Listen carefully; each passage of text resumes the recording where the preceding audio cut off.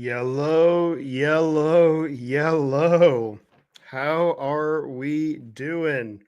We are live for the 2025 first round of the NFL draft. This ought to be a good one, folks.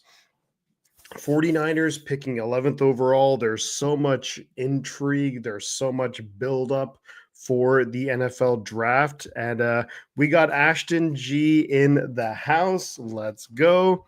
Um, I know that I haven't been here. I haven't been doing the normal draft content that I normally do. But it's great to be here, and I have been following. I've been watching along with all of the comings and goings, all of the combine, the workouts, watching some of the tape. I'm never going to sit here and pretend like I'm some draft mogul expert. But I do have my own thoughts. I do have my opinions on who I think the 49ers should take, who I'm kind of hoping that the 49ers will take, not only in today's the first round, but you look at the second round, third round, and beyond into day three. Um, Ashton G, that's such a tricky question to ask right off the bat. Who do I want the 49ers to take at pick 11? And that's maybe assuming that we even pick at 11. So something that I want to do is what like I look at it and I think that it just comes down to who's available. There's so much talk, there's so much smokescreen this time of the year. People think that, like, I think in a perfect world, like a Travis Hunter or an Abdul Carter falls to the 49ers, but I think it's very fair to say that that's probably not going to happen. But I don't think that's going to happen. You're not going to see an Abdul Carter. You're not going to see a like a Travis Hunter, which I'd love.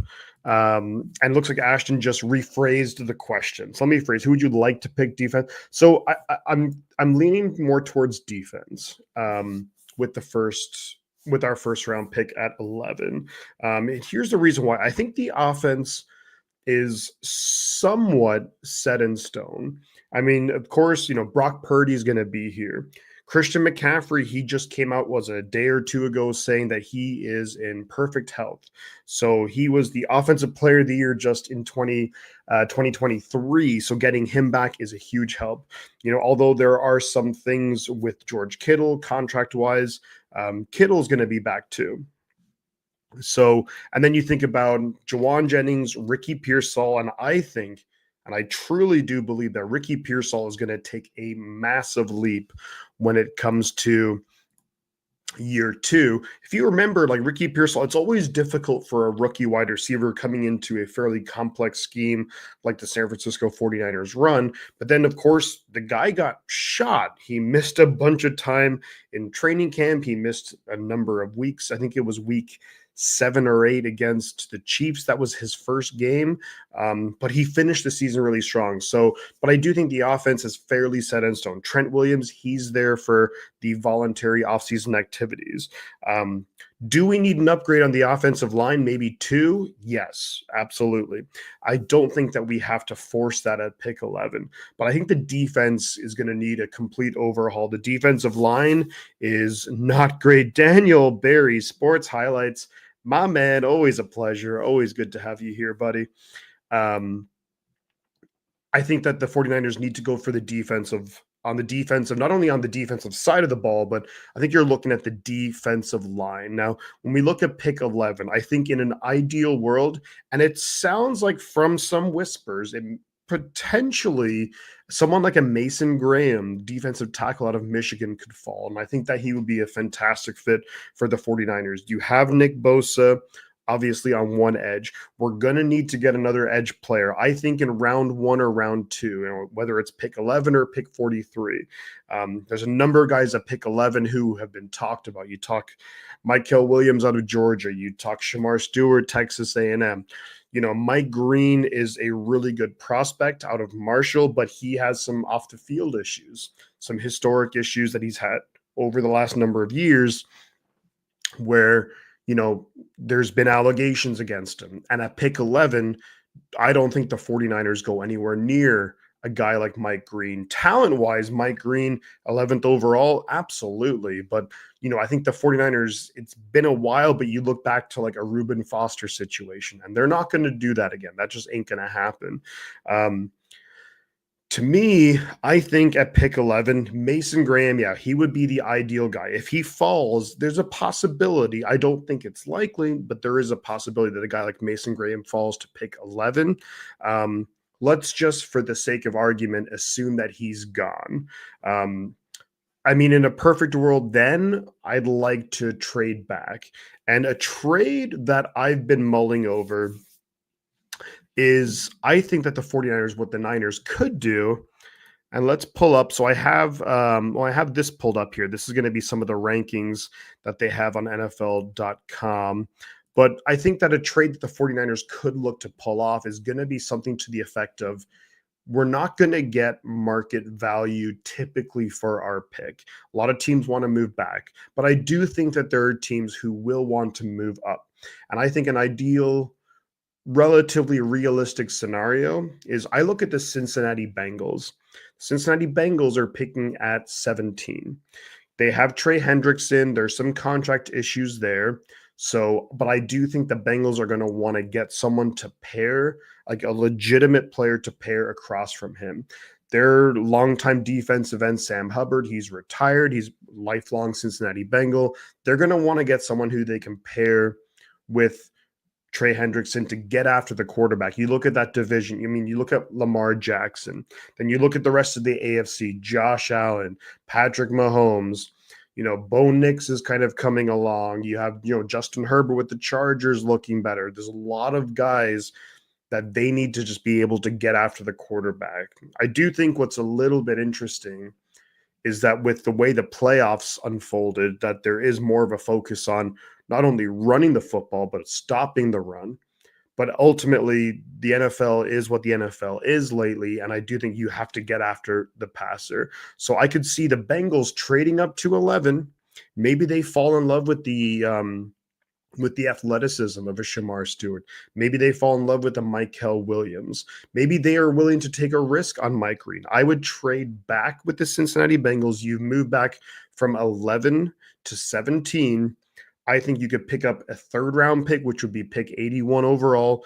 And maybe you get like a 2026, I don't know, maybe fifth or sixth round pick.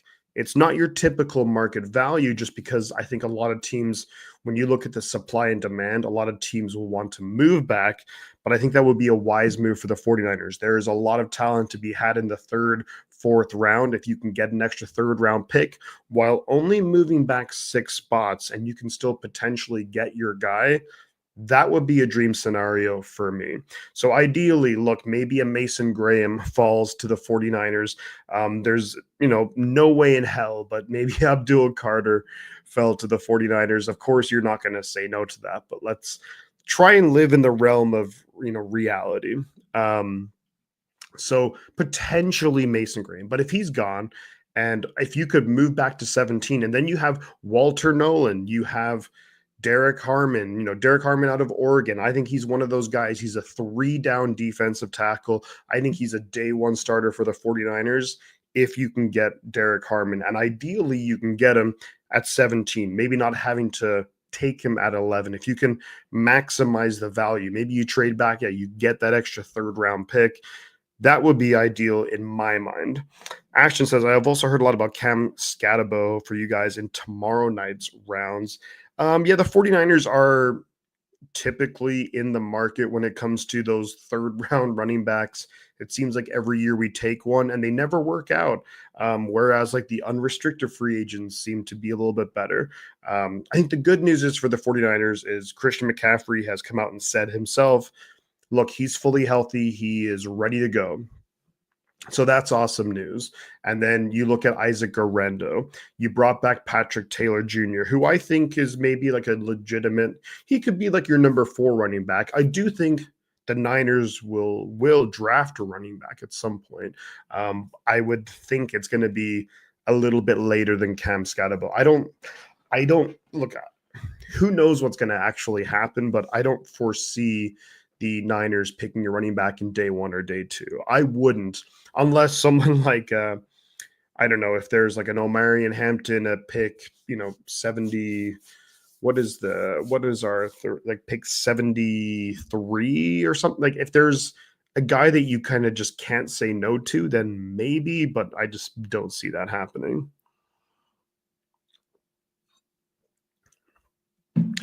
But there's going to be a lot of intrigue. So, something I want to pull up here. So, I want to get ready for look, the draft is about maybe 20 minutes away.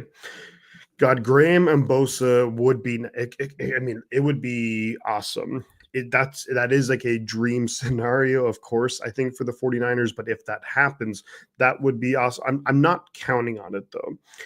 I think that if I had to put at pick 11 for the guys who are more likely to be there, I like Walter Nolan a lot. You look at, at Old Miss and he, playing in the SEC, playing against some of the better teams. You look at what he did against Georgia, and Georgia, they're going to have 3 interior offensive linemen drafted. It's Jared Wilson at center, Tate Ratledge at right guard, Xavier Truss at left guard. All these guys are going to be drafted. Yeah, in the middle, maybe like between like the 2nd and 5th round, but these are 3 draftable guys. And Walter Nolan was able to just be super disruptive. Now, do I think Walter Nolan is a super clean prospect? No. There's some slight off the field issues, nothing in terms of like, legality or anything like that. But, is he mature enough to, being like a top 11 pick, and the Niners picking picking with the 11th overall pick, you gotta hit on this pick. And Walter Nolan could be a guy who, I'm not going to say that he's going to be the next Aaron Donald, but I think he could be pretty damn good. You look at his tape, and on Saturdays at Ole Miss, was he disruptive? Absolutely. Are there concerns whether it was when it came to practice, when it came to this, that, and the other? There are some concerns. And is that something that, will teams like the 49ers maybe hold back on? Possibly. Or is the talent and the potential there just too much where they just can't help themselves? I'm a big Derek Harmon guy. I really like Derek Harmon. If I'm the 49ers, I'm probably going that direction. But, you know, we all have our own guys here. Some of the talk about is Jalen Walker out of Georgia. And from what I've seen, I'm not really the biggest fan.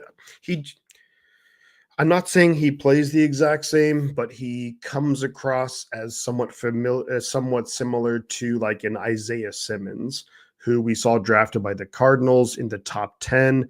And people were saying, well, Isaiah Simmons, he's going to be this, he can cover tight ends, he can blitz, he can be your run stopping linebacker, and he can do it all. But then he ended up just being able to really do nothing. And that's my one fear with a guy like Jalen Walker. Am I saying that they play the exact same, or that they're a very similar prospect? No, but I just don't know what's like the one thing that they can absolutely hang their hat on, and I don't know if there is anything. So, but Cam Scatterbo, Cam Scatterbo, I think, tough runner, grinder of a guy. Someone that you want to have on your team, absolutely, and I don't think anyone would really question that, but it's he wouldn't be my favorite prospect. Looking and what I'm going to pull up here, let me do this. So if we're looking through some of the top prospects, of course you have, what they have on NFL.com, and I believe this is mostly Daniel Jeremiah, Ashton Jeanty, running back out of Boise State. It's funny because for the longest time, the running back position has been quite undervalued. But then you look at what, let's say, with the Philadelphia Eagles, and Saquon Barkley, and he dominated. You looked at the year before with the 49ers, Christian McCaffrey, and he dominated. A running back doesn't just have to be able to effectively run the ball out of the backfield. Someone like Christian McCaffrey is such a good receiver. He changes the ways that defenses have to play. Ashton Genty is, if you believe in, the tape, then he is a guy who could be along the lines of like a Jahmyr Gibbs, who has very quickly developed into one of the better running backs in the NFL. And you talk about like a Saquon Barkley. Arguably, you could say that at Boise State, did he have the toughest competition? Nah, maybe not. But sometimes a good prospect is just a damn good prospect. Abdul Carter, Daniel Jeremiah has at number 2. Then you have Travis Hunter, and Travis Hunter is like,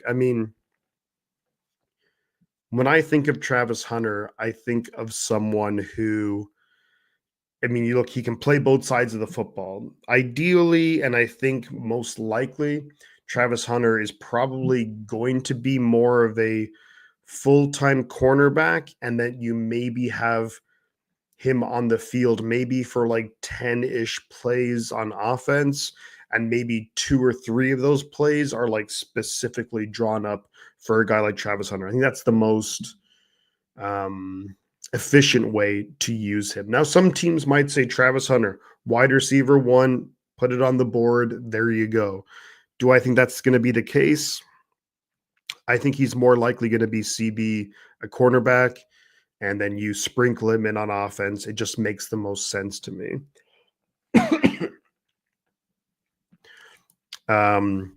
Tyler Warren, he is number, and Colston Loveland at number 4 and 5. And this is, the NFL is absolutely a copycat league. It's a league where, you look at, let's say last season, the Vegas Raiders, they get Brock Bowers, and he has, over 1,000 yards receiving, and he's a Pro Bowl tight end, or I think it was an All Pro over George Kittle somehow. But, maybe teams would be like, well, look at the impact that Brock Bowers had immediately. Maybe we should get a Tyler Warren, or we should get a Colston Loveland. I don't know if that's the case. When I look at it. Walter Nolan. See, Daniel Jarrett, they're high on Walter Nolan. The big thing is going to be the off the field kind of stuff. Like, is Walter Nolan the guy who's going to be putting in the time, putting in the effort off the field, during practice, during training camp, to be the best player that he can be? The guy has all of the talent in the world. You look at some of the plays he makes, and he's disruptive in almost any situation. You see him against Georgia, and he is just flying by Jared Wilson. He's flying by Tate Ratledge. He's flying by Xavier Truss, and he's making plays in the backfield. He's disrupting the passer. He's disrupting the run game.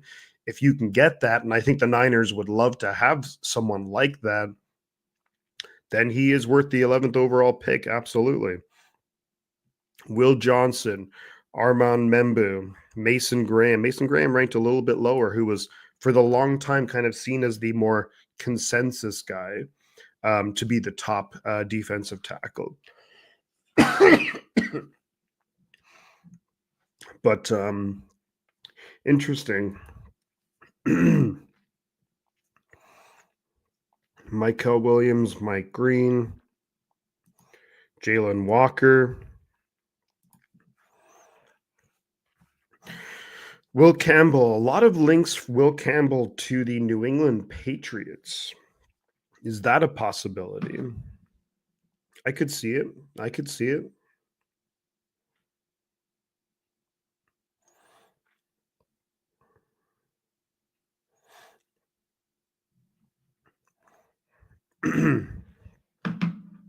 So I think with how things are standing right now, obviously the draft is going to kick off in should kick off in about 10 minutes, but realistically it's probably going to be a little bit longer than that.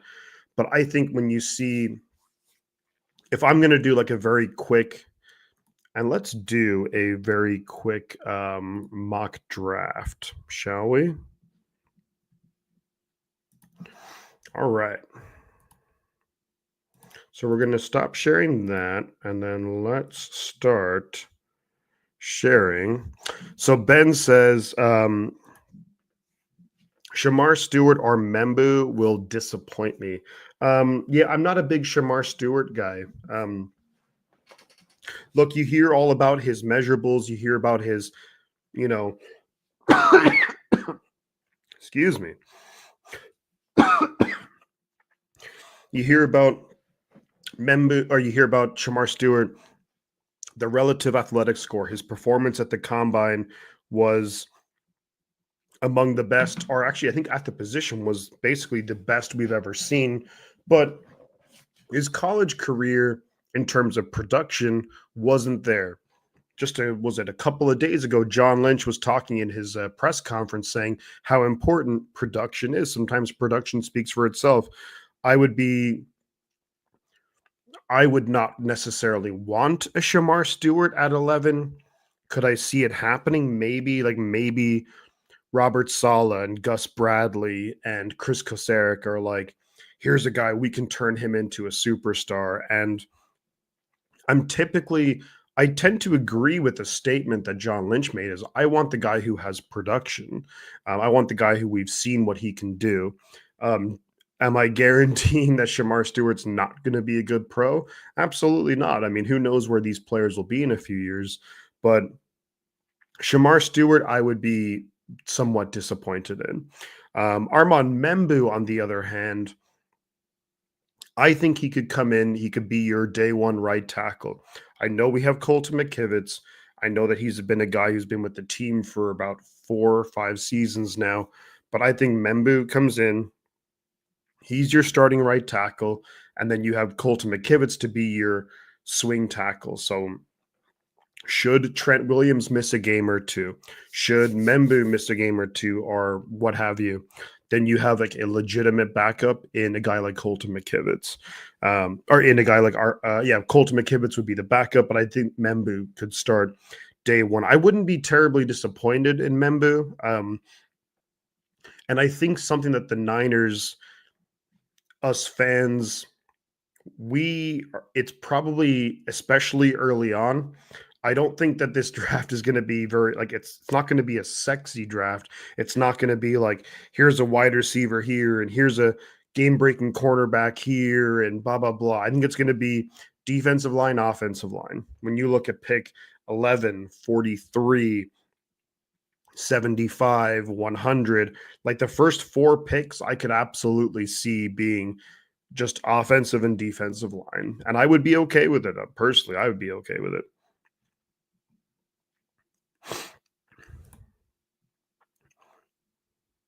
But yeah, when I look at, so how do I think that the draft is going to play out? I mean, pick number one, you got to go. It's going to be Cam Ward. I think it has to be Cam Ward. I'd be stunned if it's anyone else.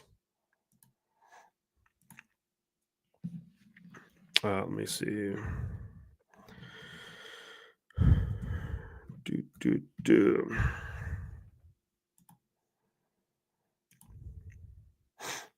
So I have some banners ready to go.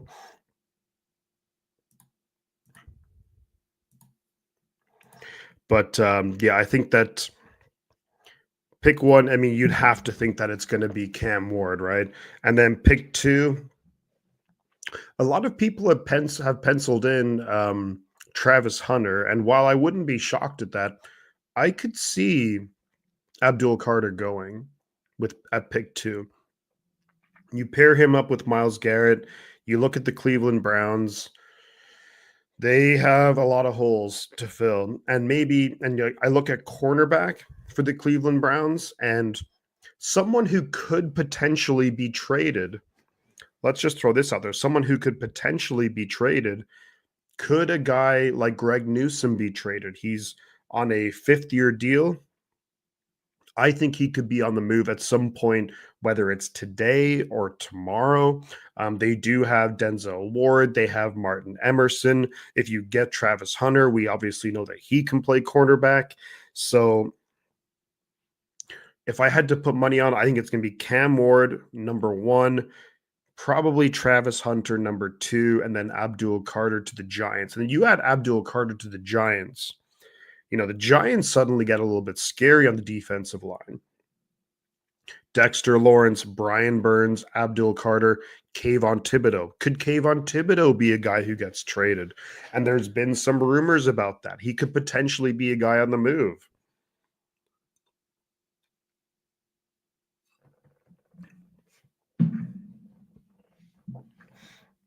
I could see that happening.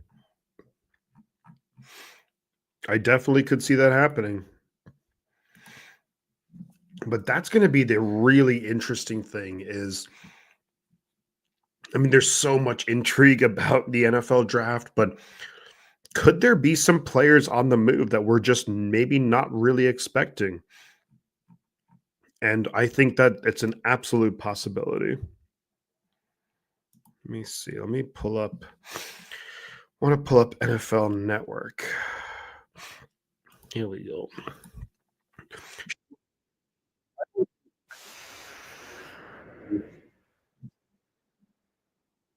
I wouldn't be super happy about it.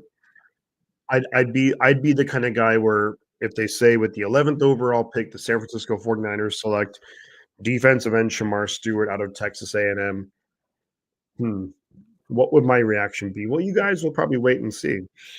But I just I would be a little bit underwhelmed just because I'm not necessarily sold on all the intangibles, but I'm just not sold on the production, and it would be a lot of, man, you are hoping that they can develop him. And while that can be something really good and really positive, Robert Saleh, how long is he realistically going to be in San Francisco? Like, I do think that Robert Saleh should have a say in maybe with some of the defensive, possibilities, but next season, is Robert Saleh going to get a head coaching job and then he's out of here? Like, I'm not saying that he's going to screw over the 49ers and be like, oh, let's pick a bad player, but I don't know if he's not fully in it, I don't think. So, and I think that we have to just pick who's going to be the best guy long term. And wow, look at that crowd in Green Bay, Wisconsin for the 2025 NFL draft. I got NFL Network up here. We're about to kick off.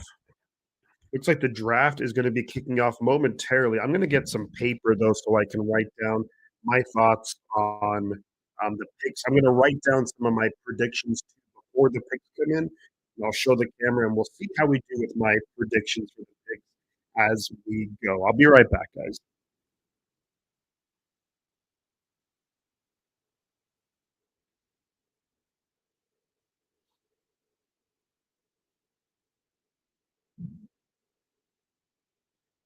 Whew, all righty.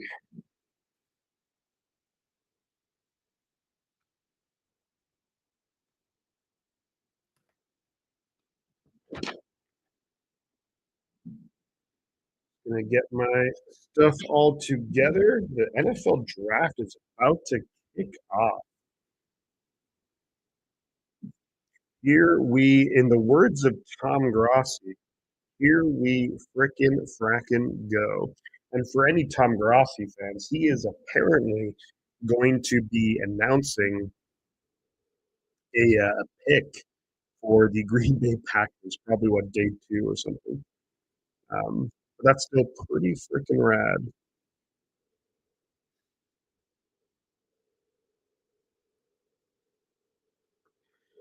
All right,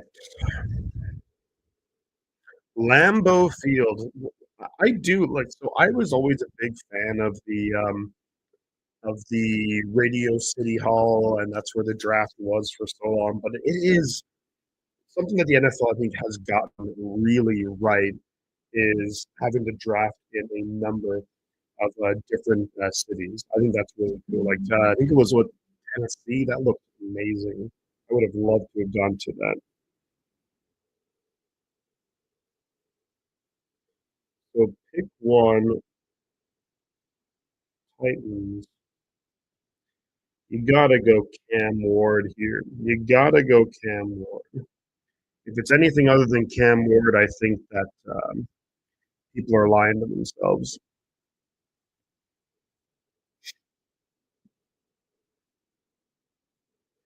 NFL draft right about to kick off.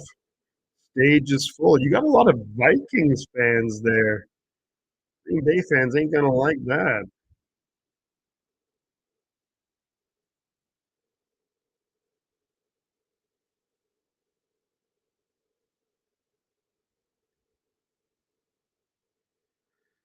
So it's going to be a little bit tricky because I don't want spoilers, but also I'm just not going to be able to. I'm not going to be able to stop that from happening.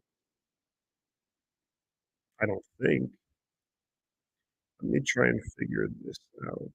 I want to. Oh yeah, here we go. Still somewhat new StreamYard. So we have yeah, ESPN pulled up here. On the clock, the Tennessee Titans. And then I believe that the commissioner, Roger Goodell, is the draft on ESPN Plus, says Shane Toro. It's on ESPN and it's on NFL Network. I have I'm watching a stream online, but if I show it, then this gets shut down almost immediately. So unfortunately, I'd love to be able to show it, but I cannot, unfortunately. But it's on ESPN and it's on NFL Network. Um, yeah, it looks like the draft momentarily we're going to be kicking off. Usually, this always takes like a little bit longer. They say that it's going to start. Um, they say that it'll start. Oh, it's going to start now, but then it never really does. Those they say it'll start at 8 p.m. Eastern time, and it's like, oh well, actually no, it's going to take longer. God, I remember when the draft didn't start anything like that when it was way earlier. Okay,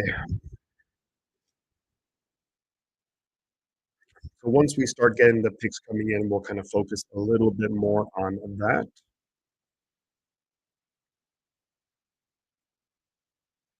And then here's what I'm going to show now.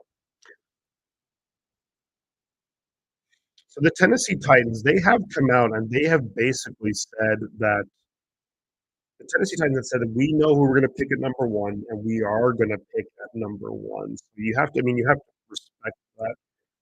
At least they're being honest. Now, of course, you never know. Maybe last minute, let's just say hypothetically, if the New York Giants go, we'll give you, number three overall and two first round picks to get. Maybe Tennessee would be like, oh, okay, well, you got us, but I don't think that's going to happen. Roger Goodell is on a bicycle going around the stage.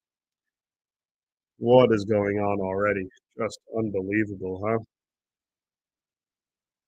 And there's a whole bunch of guys going around on bikes. What in the world is this? That looks like uh, James Jones. And is that Lil Wayne? Holy, what is going on? Maybe it's not. Maybe just when I thought I couldn't hate Roger Goodell, Ben, you're spot on. I was like, what is this? I said, is that Lil Wayne? I'm probably not even close.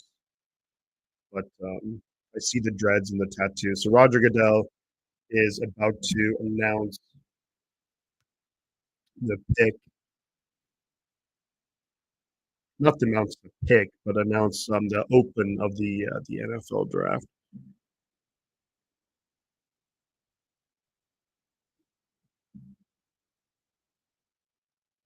All right, I'm going to throw the headphones on, and so I can listen in as to what's going on here. No, well, I thought I had it. I thought I had it connected to the. Oh, I do now.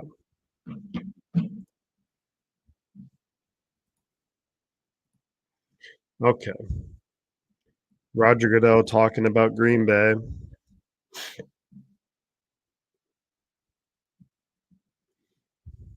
He's about to say the 2025 NFL draft is now open. That is Lil Wayne, right? Am I wrong? Am I wrong? Am I wrong? No, I'm not. I'm not wrong. That's Lil Wayne.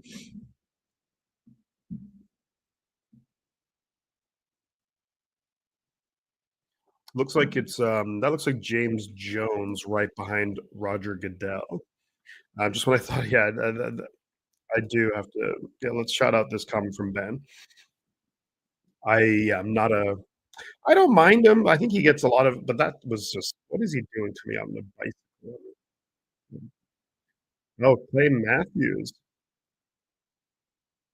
Jordy Nelson, Mason Crosby, I think is next. Mason Crosby, Randall Cobb, Amon Green. Wow, that's a throwback, huh? Yeah, James Jones, I was right. Oh, see, there we go. I know most of it. I know most of it. Thank you, my friend. My service is so bad right now. Nothing will load besides YouTube. Shane, I'll be right here, my man. I will be giving you my thoughts, my breakdown. I have been fairly quiet on YouTube for a long time.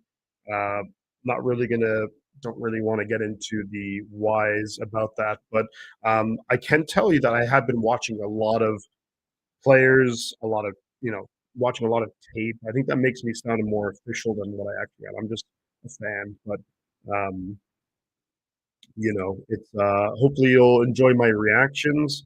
If you've ever seen me stream, I don't recognize the name Shane, but if you have seen me during my live streams of the games, then you'll know that I'm a little bit wacky and I go a little bit over the board, over the top, I would say.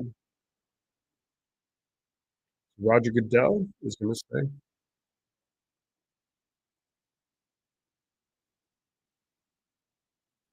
The show's about to start. Let's go, ladies and gentlemen. Let's go.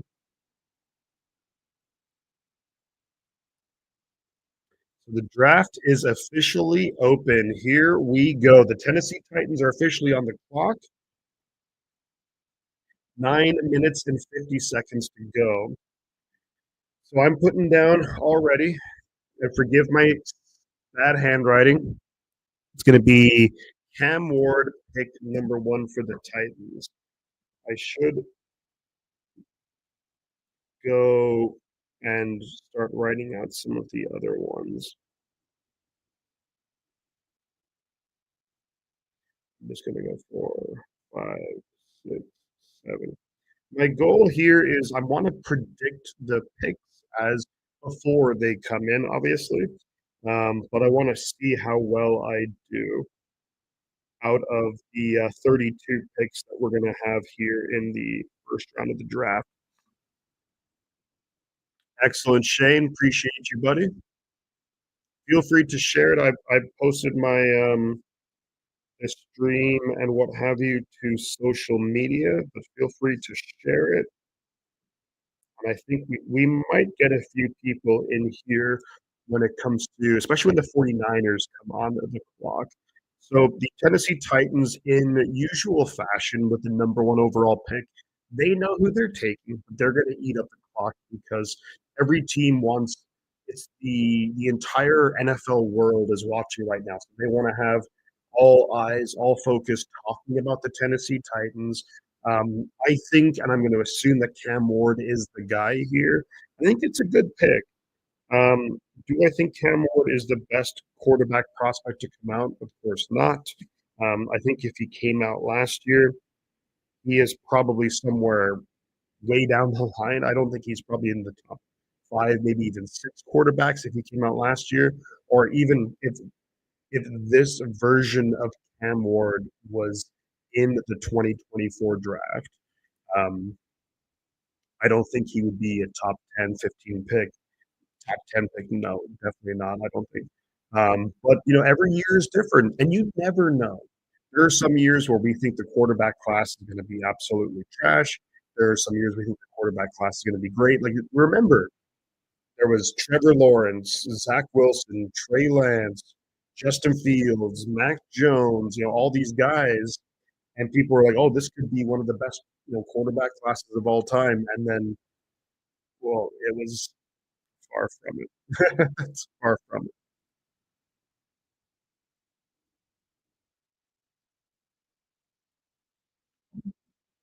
Is there any oil in Tennessee? The only reason why I say that is the Oilers, the logo, the uniform is just so much better than the Titans. The Titans, come on.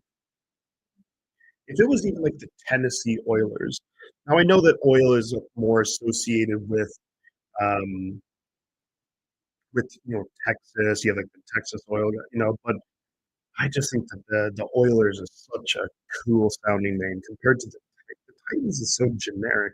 What do the Titans have to do with Tennessee? Am I missing something? Besides for like the alliteration, I don't get it. So there is 6 minutes and 20 seconds left on the clock for the Titans with the first overall pick. I would imagine they probably take another minute or two. They might be fielding calls right now, but the Titans, you can see the coach Ryan Callahan is on the phone. And I think that teams are doing and the media coverage is a lot better where they're trying not to give it away. But clearly, Ryan Callahan is on the phone with the player. He just handed the phone. It was over either to the GM or to the owner of the team. So give it a minute or so, and I think the Titans pick will be in. You would be stunned if it was not Cam Ward. Look, Brian Callahan, he's been around the NFL. He's been an offensive coordinator. He's had a lot of success. He's been around some big time quarterbacks. I think you give Brian Callahan, you give him a Cam Ward. I think what you'll see is, and I do believe the Titans' offensive line isn't terrible. And you have Calvin Ridley. Was it today they signed Tyler Lockett? Maybe you bring in a tight end. Maybe you just, I think what you have to do with your Tennessee is maybe you sacrifice defense a little bit, but I think something that you have to do is just set Cam Ward up for success. Give him a good offensive line. Give him good running backs. Give him good weapons. And then in year one, no one's expecting Tennessee this coming season to be a playoff team. In year, like set him up for success with some young talent around him, and then next season, the year after, then you build the defense, and then you go into the pick is in for the Tennessee Titans. Officially, the pick is in for the Tennessee Titans. So as of right now, the Cleveland Browns are on the clock. Tennessee Titans pick is in.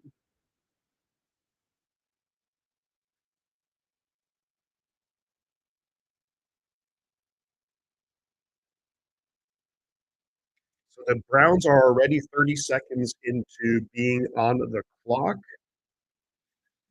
The Titans pick is in, and let's see what we got. Probably going to take another minute or so because Goodell probably went to the back. He's shaking hands. He's doing all that kind of stuff.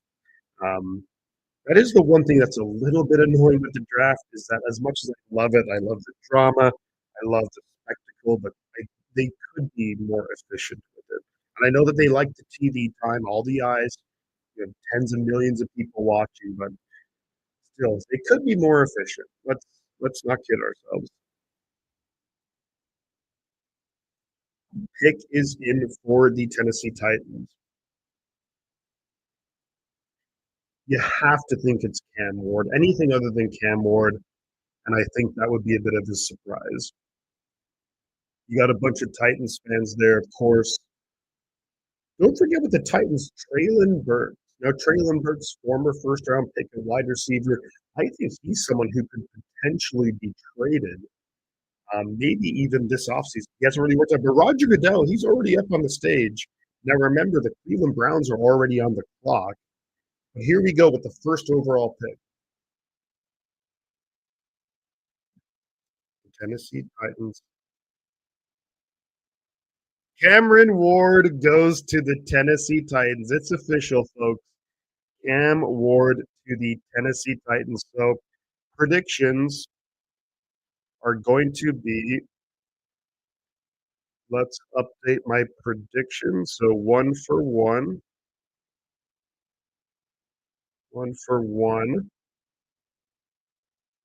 And then let's update the board here. QB Cam Ward. All right. So if we look at this, quarterback Cam Ward out of Miami goes to the Tennessee Titans. I think that was something that was incredibly expected. Um, they needed a quarterback. Will Levis is not the guy. Will Levis very quickly became a walking meme for the Tennessee Titans and just for the NFL in general. He was that bad. You get Cam Ward. Does he start right away? I don't know. Maybe. There are weapons there. There's an offensive coach. The offensive line, it's not dreadful by any means. So I think that he could potentially start right away. And he's given up the U. Of course, the Miami Hurricane, Cam Ward. But it depends. I think you look at how the rest of the offseason goes. Obviously, you're going to wait and see how does he do in training, how does he do in preseason, things of that nature. But look, there's almost normally for a number one overall pick, especially a quarterback, it's like pressure's on, you got to perform. I think this is one of those interesting scenarios where there's not really that much pressure on him to succeed right away. I don't think that that's the case. So far, predictions one for one. Let me write out my second prediction. The Browns are on the clock, and let's go with. I'm going to go. Oh, it's not even. It's the Jaguars. The Jaguars have traded up. The Jaguars have traded up to the number 2 pick, and this has to be for Travis Hunter. The Jaguars trade up with the Cleveland Browns to get the number 2 overall pick. And this has to be, now I got to change it from Browns, but this has to be for Travis Hunter. So the Jaguars give up a second round pick. Jaguars are on the clock, and I got to pull up, let me see, let me pull up Twitter here and just get again the full details of the trade. So the Browns and the Jaguars have traded. So the Browns have moved back from number 2 back to number 5. So the Browns received the 5th overall pick, obviously.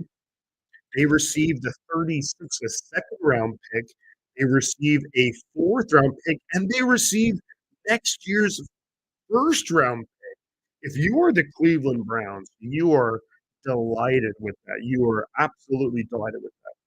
Now, here's the kicker. You're missing out on Travis Hunter, but that's a huge gap. Now, if you're the Jaguars, of course, you get the number 2 overall pick. You get a 4th round pick this year, and you get a 6th round pick this year. But the Jaguars have traded up to pick number 2. So now I got to update the banner here. So let me hide that, update the banner. So now it's going to be Jacksonville at number 2, Cleveland at 5, and Jacksonville, I think it has to be Travis Hunter. Travis Hunter, the do-it-all guy. I think for the Jaguars, here's what you're going to see with the Jaguars. You're going to see them, Travis Hunter, they need a cornerback. And then Ben makes a good point here, but I think you're going to see they're going to take Travis Hunter. Jags will probably be drafting top 10 next year, so Browns get a nice pick next year too. That is a great trade, in my opinion. Just from the get-go, my initial thoughts are a big time get here for the Cleveland Browns. But for my pick here, it's going to be Travis Hunter Jaguars is going to be my prediction, and we're going to be doing these predictions all the way through the first round of the draft. But the Browns get a second without kind of delving into all the details of like the late round picks. The Browns basically move back from 2 back to 5. They get a second round pick, and they get next year's first round pick from the Jaguars. And we don't really know how good the Jaguars are going to be. The Jaguars, of course, they move up from 5 up to 2, and then they get a fourth and a sixth round pick. So I think Cleveland has won this. Look, if Travis Hunter could potentially be Deion Sanders, and then I'll be like, okay, it's a good trade for the Jaguars. But this is a huge get for the Cleveland Browns, and it gives them a great opportunity to rebuild their roster quickly.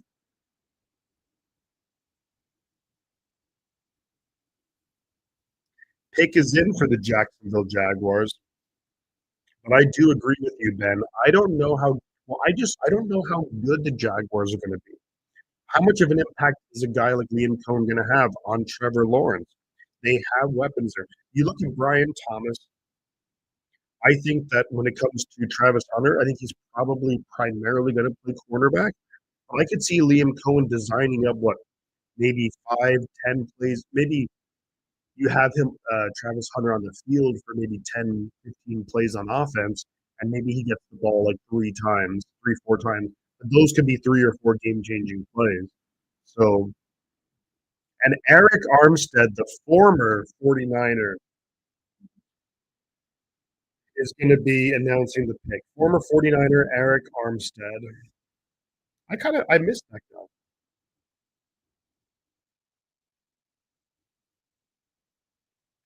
I liked Eric Armstead when he was with the San Francisco 49ers.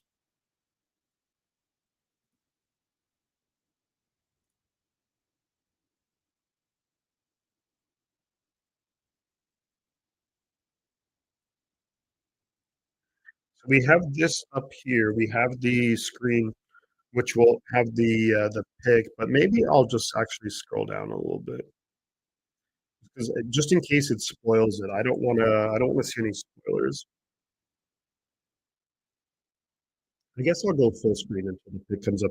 So Eric Armstead, former longtime 49ers, going to announce the pick for the Jaguars. Jaguars trade up to pick number 2.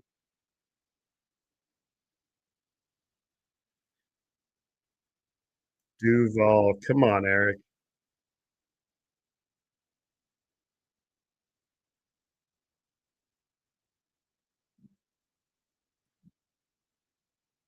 Any day now, Eric. Any day now. Remember that the New York Giants are on the clock already, so that clock is ticking.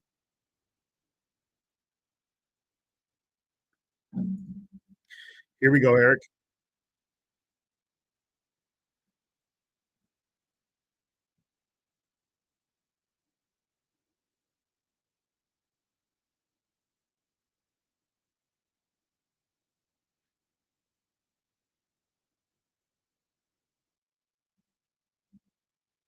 I don't like this. I mean, even though Travis Hunter is such a great prospect, I don't know.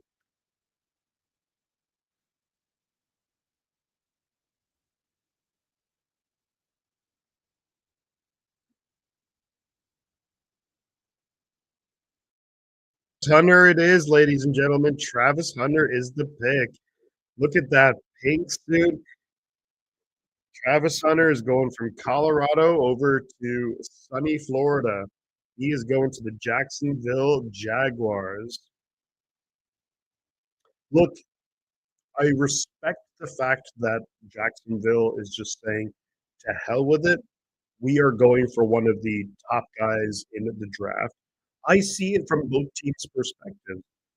I think the Jaguars, how they view things, I believe they view things is that they are very close. AFC South, not the best division. You look at the Houston Texans, who are the class of that division, but Tank Dell's going to be out for the season, and their offensive line isn't great, and I still think the Texans are the best team in that division, but maybe Jacksonville feels like getting a premier player like a Travis Hunter. And who knows what they actually have in store? Travis Hunter's pumped up. But who knows what they have in store for a guy like Travis Hunter? I think Liam Cohen is probably going to be they're going to be smart about this, but I think they're going to probably play him at cornerback. And like I said, you sprinkle in some plays. Maybe he's on the field for 10 plays a game. Maybe five of those plays, he's a decoy. He takes the attention of the defense. But maybe three, four times he gets the ball in his hands.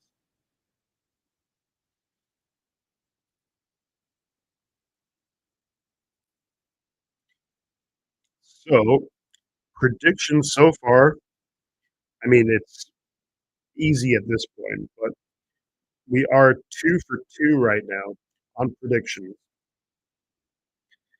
Unless there's another trade, right now I have the Giants taking Abdul Carter. There we go. Abdul Carter is going to be. Maybe I'll stop writing it down. I'll just say the pick and then I'll just put like a tick or an X because if I say it before the pick comes in, there is always evidence of that. So predictions were 2 for 2. And then Jacksonville takes CB slash wide receiver, Travis Hunter. I guess he is a Florida guy. I didn't know that.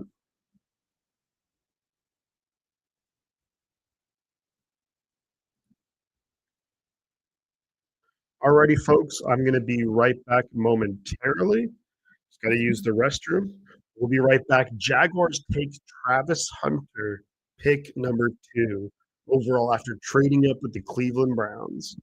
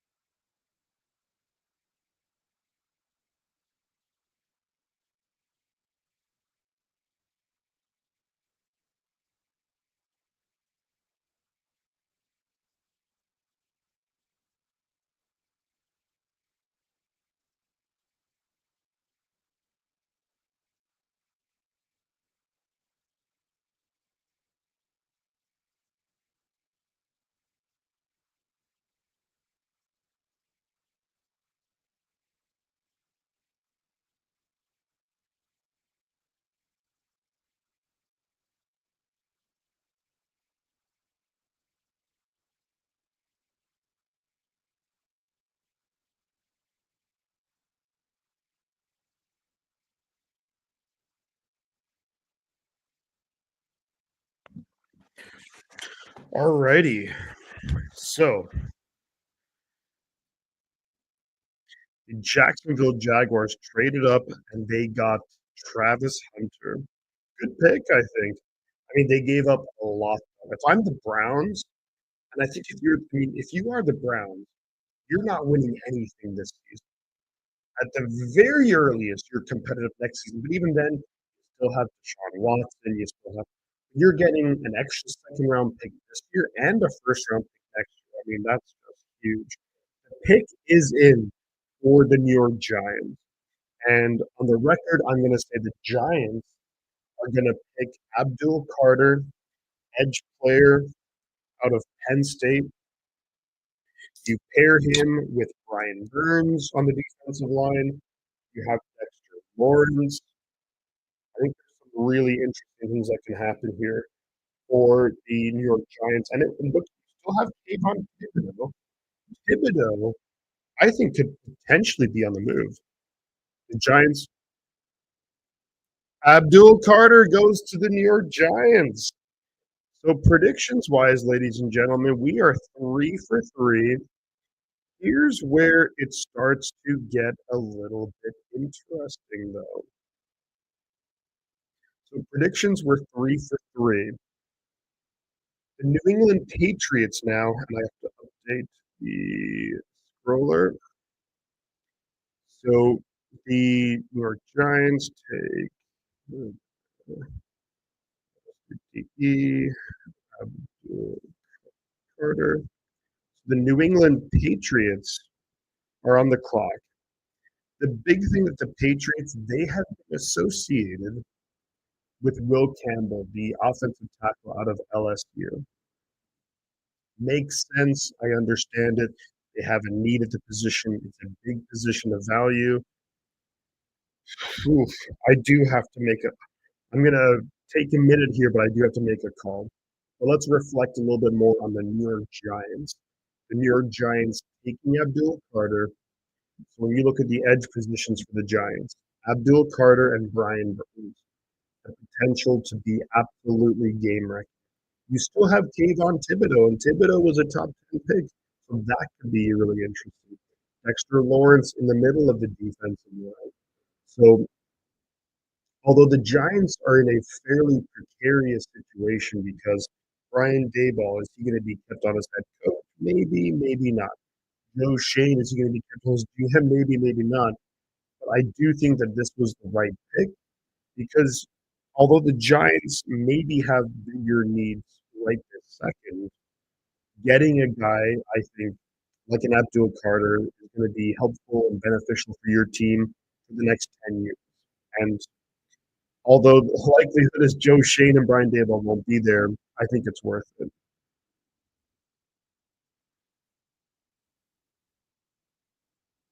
Giants are happy. There's Daboll. There's Joe Shane, John Mara.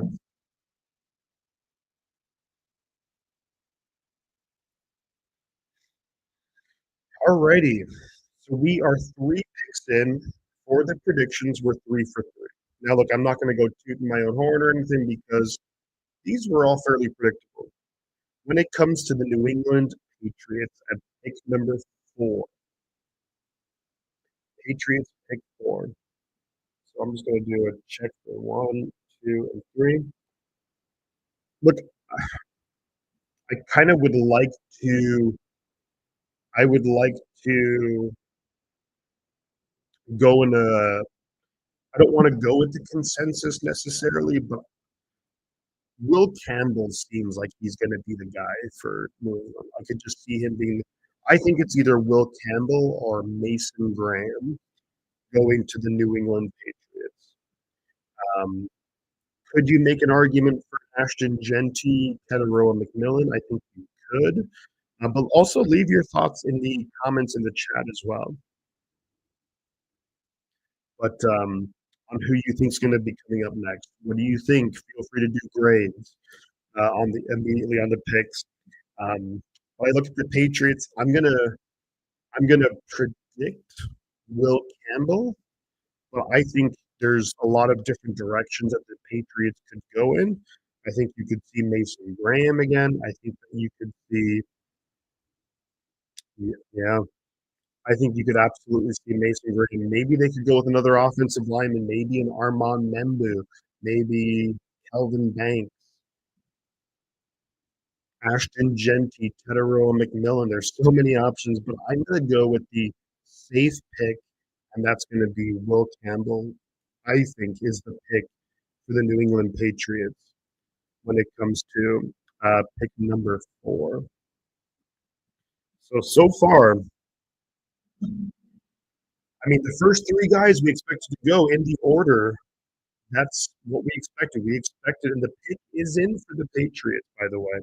We expected Cam Ward, Travis Hunter, and then we expected Abdul Carter. However, did we expect the Jacksonville Jaguars to trade up and to go from pick 5 to pick 2? You give up a second round pick and you give up a future first. There was also some mid late round picks kind of swapped back and forth, but interesting.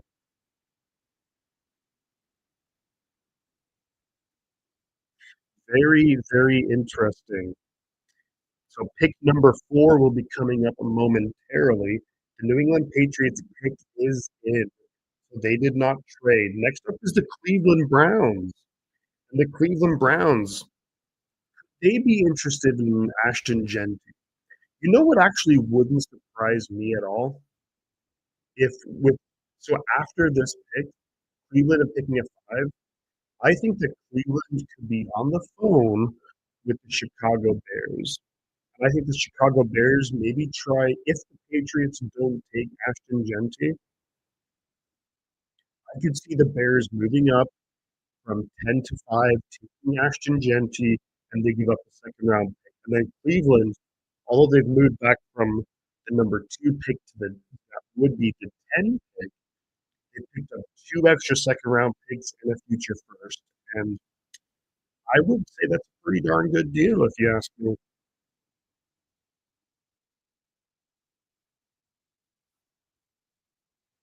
Pick is in for the Patriots. So my call here, so far I'm 3 for 3, but this was the easiest 3 to get. I think 99% of people would have gotten 3 out of 3 for these picks. I'm going to say Will Campbell, the offensive tackle out of LSU, but my confidence level is at maybe like a 60%. Whereas the first 3 picks, I would have put my confidence level at a 95%. Again, do feel free to drop comments in the chat.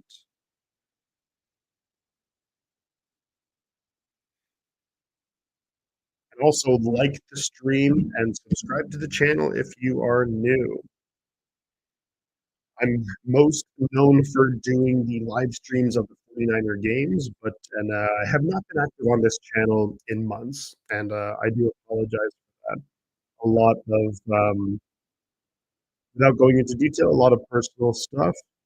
But when it comes to NFL draft, personal stuff gets put to the side. We're doing the draft. So I think when we come back from commercial break, that they will announce the New England Patriots pick. My official stance and my official prediction for this pick is going to be Will Campbell, the offensive tackle out of LSU. Will I be right? We're about to wait and see. So far, we're 3 for 3.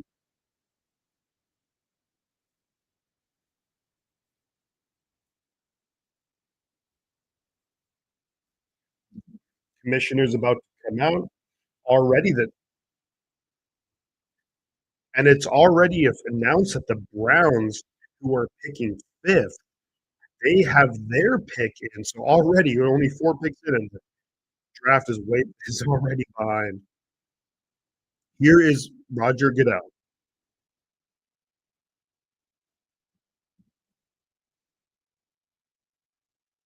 Will Campbell, the offensive tackle out of LSU, going to the New England Patriots. One of those things that was not much of a secret.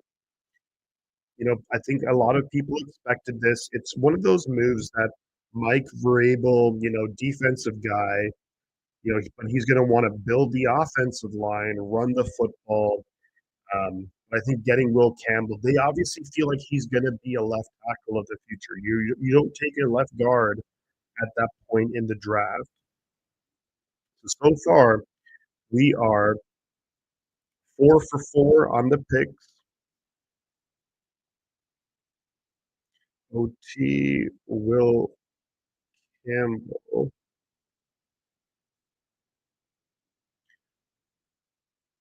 There we go. And let me show that. Cool. So Will Campbell, he's an interestingly shaped human being, but he has the absolute right mentality when it comes to playing offensive tackle in the NFL. Just as an offensive lineman, I think he's going to be a guy where, at the very least, I think they're going to be like, oh, you're going to be our left tackle. I believe they signed Morgan Moses to be the right tackle. They're going to get him at left tackle. See how he does. If he struggles, maybe he becomes your left guard, and I think he'd be a pretty darn good left guard. The big issue with him, for the most part, is you look at the length of the arms. A lot of defensive ends, a lot of edge players, they're going to have the longer arms. Yeah, I was just about to comment about this. Isn't it weird? It's a, I don't know how to describe it, but it's an oddly shaped man. Um, but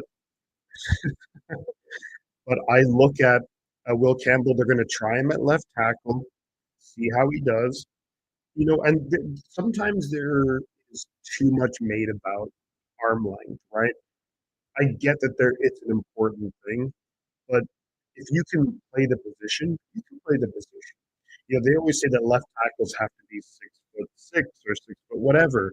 But if you remember Big Butt, yeah, it's like big hips or something. But if you remember Derek Deese for the 49ers, he was like 6'2" or 6'3", and it was a really good left tackle for the 49ers. I don't love Will Campbell's tape. I mean, I think there was a lot of times I saw him get beat. So I'm not I mean, at 4 overall, you're hoping to get like a Trent Williams. You know, do I think that he is you gotta like how Will Campbell's incredibly emotional, and you have to respect that. It shows you how much he cares about the game, how important of a moment this is. This is a huge thing. As 49er fans, if we remember 19 years ago, we saw Vernon Davis, of course, be incredibly emotional when he got selected in the draft 6th overall out of Maryland. But look, I think Will Campbell is a solid guy. If the Niners took him at 11, I would have been happy. 4 overall, though, you were hoping that you're thinking like you take a player 4 overall, you're thinking he needs to be near Hall of Fame type of guy. So the Browns, who are picking fifth, already have the pick in, and I'm sure Roger Goodell might come right out. So I'm 4 for 4. So for this pick here for the Cleveland Browns, I'm going to announce it before it's coming. I think it's going to be Ashton Jeanty. I believe this pick is going to be Ashton Jeanty for the Cleveland Browns. They need a game-breaking guy. They need a big name. Where's the star power on offense? Nowhere. I think that Ashton Jeanty will be the pick here. They had a chance to pick Travis Hunter when it came to pick number 2. They traded back. I think they get Ashton Jeanty. Nick Chubb, his career is basically done, unfortunately, because of that horrific injury. I think it's going to be Ashton Jeanty is my pick here. Pick number 5 for the Cleveland Browns. That is my prediction.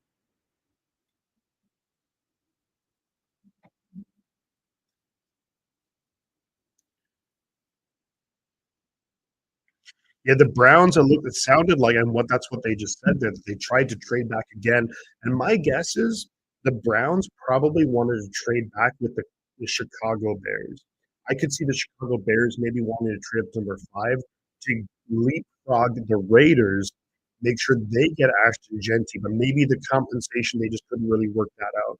But my guess here is going to be it's my guess at pick number 5 for the Browns before it's come in, before it's announced. I'm thinking Ashton Jeanty, but we'll see. This is the first pick where I'm like, who knows what's going to happen? Roger Goodell at the microphone.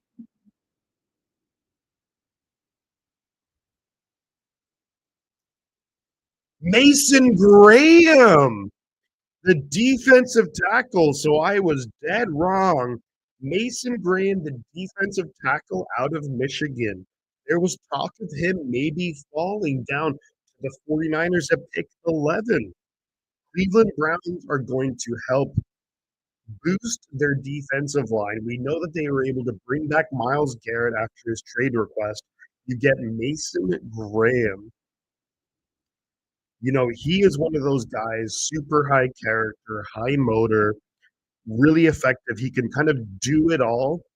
He's not the perfect defensive tackle prospect, but he's someone who's disruptive, and he's going to be working really well in that Jim Schwartz defense that they have with the Cleveland Browns. But Mason Graham goes to the Cleveland Browns at number 5. I'm going to put in DT Mason Graham, and I was wrong on that pick. And then predictions, I am 4 for 5, so I was wrong on that prediction right there. Oh, Joe, what's up, Joe? Um, Who do I want at 11? It's tough because I don't know who's gonna be there.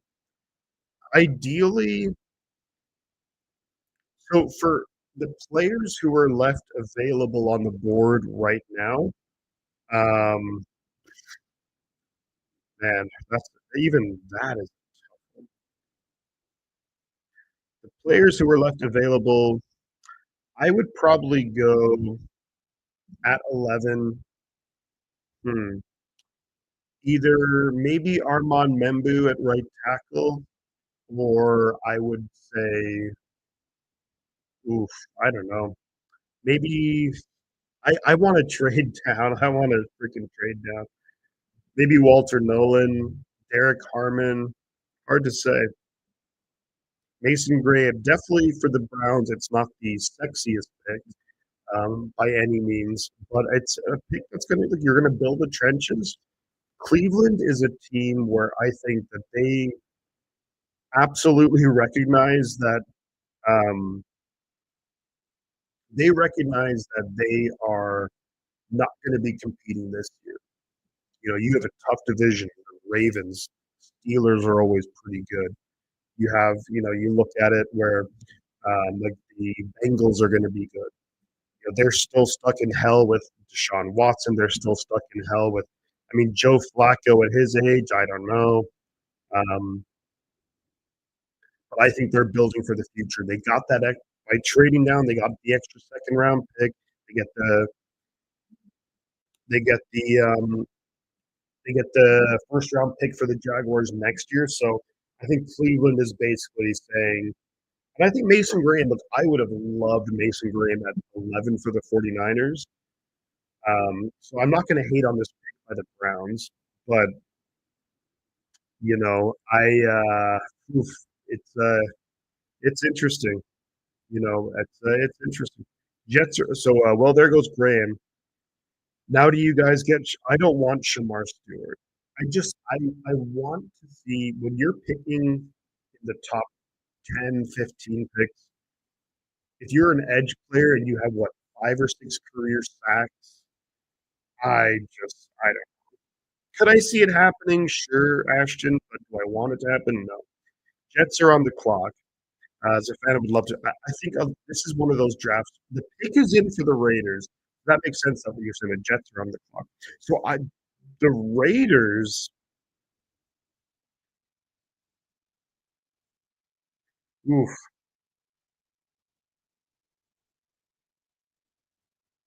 Do I think that the Raiders will go with Ashton Genty? I don't think so. I think that the Raiders, the commission is about to come out. I'm going to say the Raiders go with Armand Membu.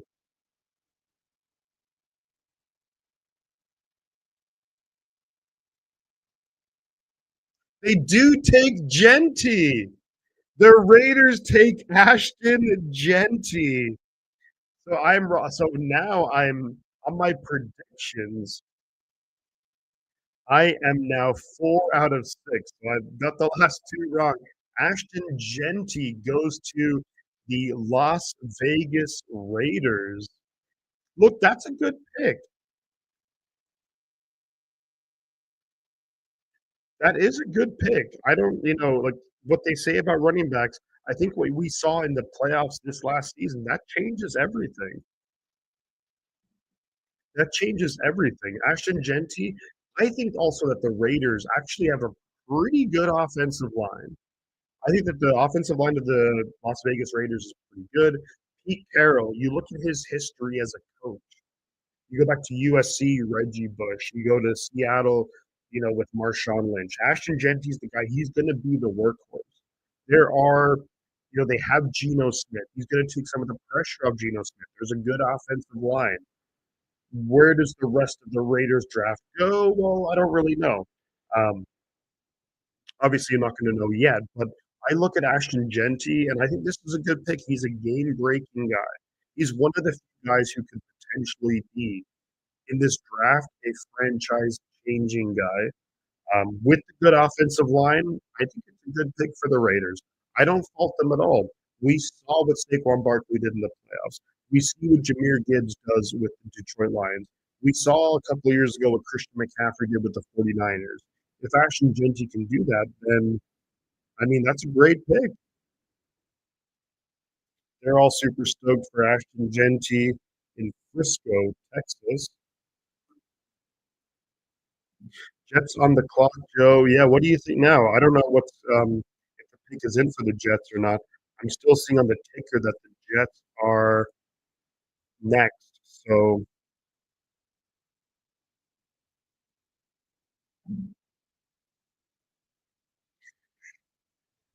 pick is in for the Jets, says Joe. Okay. Um, so I got to make a prediction now.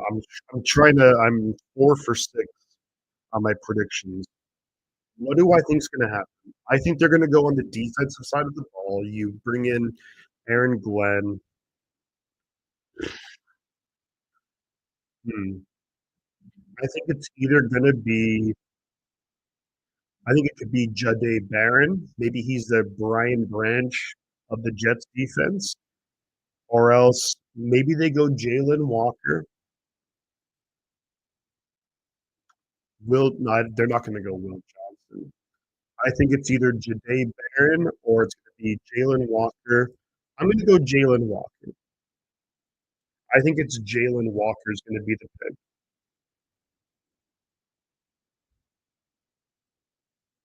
The Browns draft party don't stop believing. Well, they were never believing. They never stood a chance. Don't stop believing. Well, Jeepers Christ, Browns, you never stood a chance. But Ashton Genty going to the Raiders. That's going to be Geno Smith. I think that the Raiders are going to need to get some wide receivers in there to make this off do something. But of course, it goes to the commercials when the Jets are on the clock. I'm going to go. Hmm. I will go Jalen Walker here.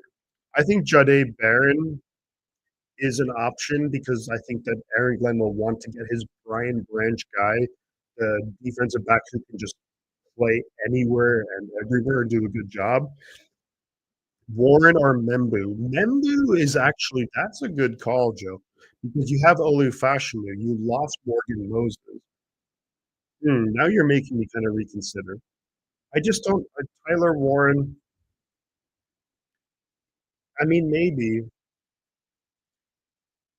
I'm gonna say I'll stick to my I'll stick to my gut. I'm gonna say Jalen Warren or sorry Jalen Walker. I think it's that's the guy that they think you can just be. He can be the do it all guy. He can either drop back in coverage when you need. He can get after the pass rusher. Personally, I'm not the biggest Jalen Walker guy, but I think with a defensive head coach like an Aaron Glenn, that you can get the most out of him. And their defensive coordinator, Steve Wilks. And Steve Wilks was the D coordinator for the Niners when we went to the Super Bowl. So, I mean, something to be said for that.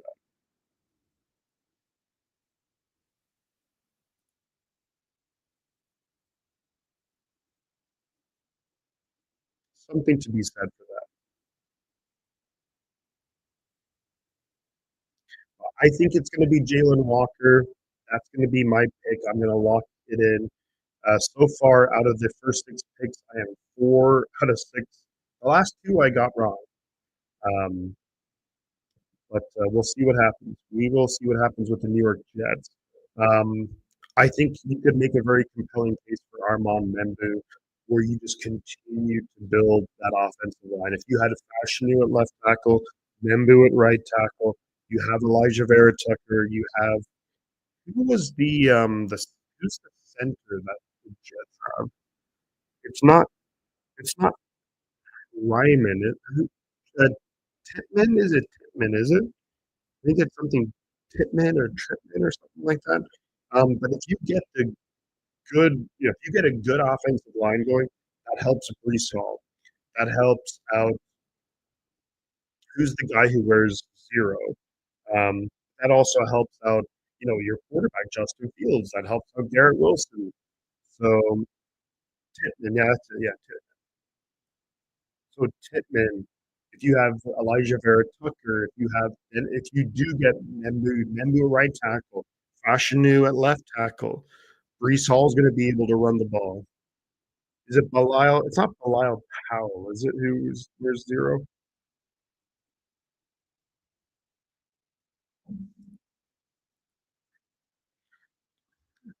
But I think that's an option if you know, and I could see that happening. I'm going to go Jalen Walker though. I'm going to lock it in. Jalen Walker is the guy I think the Jets take here.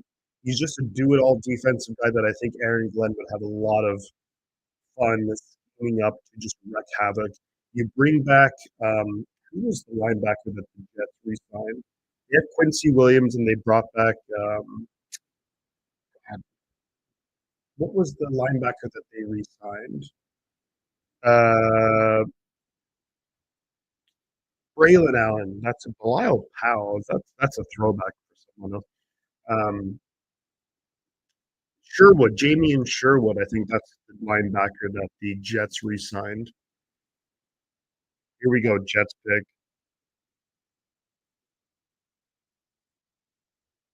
Armand Membu is the pick, and I think that's a fantastic pick.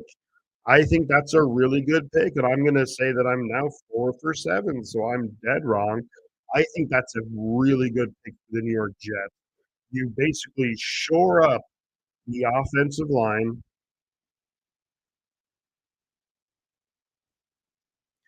You shore up the offensive line. That's going to help out Justin Fields. That's going to help out Brees Hall. That's going to help out Braylon Allen. Helping out Justin Fields. Well, that's going to help out Garrett Wilson. Having a really good offensive line is such an underrated thing to have. I think back as a 49ers fan, when I think back to the Jim Harbaugh years, where the Niners had Joe Staley, Mike Iupati, Jonathan Goodwin, um, what's his name? Ohio State guy. Can't remember the right guard. Then you had Anthony Davis. You know, you had a when you go into every single game knowing that you have the upper hand on the offensive line against their defensive line, it's an absolute game changer. When it comes to 3rd and 2, you need to run the ball, game changer. When it's 1st and 10 and you can run the ball and get 5, 6 yards, game changer. Who was the Alex Boone was the right guard for the Niners back then. The pick is in for the Carolina Panthers. And now I'm going to go Jalen Walker for the Carolina Panthers. That's going to be my. I'm going to go Jalen Walker for the Carolina Panthers. So pick number 12 is Dallas. Pick 13 is Miami. Save that and show. I think that's a really good back-to-back years. You go Olu Fashanu, you go Armand Memphis. Those are your tackles basically for the next, ideally, assuming that they both develop and perform as what you'd expect considering where they were drafted. That could be 10, 15 years where your offensive tackles are sorted out right there. You have Tittman, who I think is a very solid center. You have Elijah Vera Tucker at, I think he's been playing right guard. You're in a very good situation, offensive line, and that just changes everything for your offense. And it's going to make life. I mean, you think about Justin Fields. Go back to Chicago, how terrible that offensive line was that he had. Now you have him in New York, and suddenly this could be one of the better, younger offensive lines in the NFL. Brees Hall is going to be able to get 4, 5, 6 yards on first down. When it's 3rd and 1, you can hand the ball off to Braylon Allen. He's going to get the first down. That's going to extend drives. You know, possession. You're going to add more points on the board. I think it's a really good pick. I like Armand. Look, if Armand Membu was there at 11, if the Niners picked him, I'd have, in a heartbeat, I would have been, yep, I love it. So I think that's a really good pick for the New York Jets. There was some talk about the Jets. I mean, Tyler Warren, like As a prospect, very good prospect. Do I think is he what the Jets need? No. I think if the Jets and look, maybe the philosophy for someone like maybe for the philosophy for the Jets, when you think about it, it's going to be the coach is going to get the defense playing well. And there's some really talented players on the Jets defense. Quentin Williams, Will McDonald, Jermaine Stewart. Then you look at Quincy Williams, Jamie Sherwood. You look at Sauce Gardner. Like, there's a lot of really good players for the Jets. I don't really know what the Jets did in free agency. I'm sure they signed a couple of guys. Who's Michael Carter as the nickelback? Like, they're gonna be able to get some decent performance out of the defense. Then if you look at offensively, if they can run the ball effectively, take some pressure off Justin Fields, maybe in the second round you can see the Jets go with Jaden Higgins out of Iowa State, or maybe they get another receiver to complement Garrett Wilson. I think that would be. I think the Jets could be in good shape. I mean, Aaron Glenn is going to be coaching up that defense. Let him do his thing. There is pretty darn good amount of talent there. Maybe in the second round you go with the safety. Maybe you go Xavier Watts out of Notre Dame, something like that. And if you want to improve the secondary, but okay, so the pick is in. I'm going Jalen Walker here for the Carolina Panthers. I think I'm going to go Jalen Walker for the Carolina Panthers. My predictions, I started out 4 for 4. I got the last 3 wrong. This might be a theme. But I'm going to go Jalen Walker for the Carolina Panthers. I know that they want to build around Bryce Young. I know they want to put him in a great situation, but I think right now, something that can also help out Bryce Young is if your defense can get a fucking stop. So I'm going to go Jalen Walker. I'm going to lock it in with for the Carolina Panthers. I think that the defensive coordinator there is going to have a lot of fun with a guy like Jalen Walker being able to play him in multiple positions, versatile guy. But yeah,